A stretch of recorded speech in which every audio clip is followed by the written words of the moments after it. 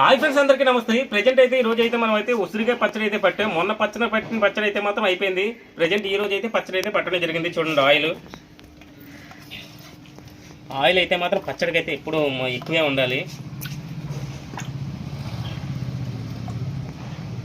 పచ్చడి అయితే ఈరోజు డబ్బాల్లో అయితే ప్యాకింగ్ చేయడం అయితే జరుగుతుంది. ఉసిరికాయ పచ్చడి అయినా ఉసిరికాయ ఆరోగ్యానికి మంచిదే కదా. రోజుకొక ఉసిరికాయ తినాలని మొన్న వీడియోలో కూడా చెప్పాను నేను.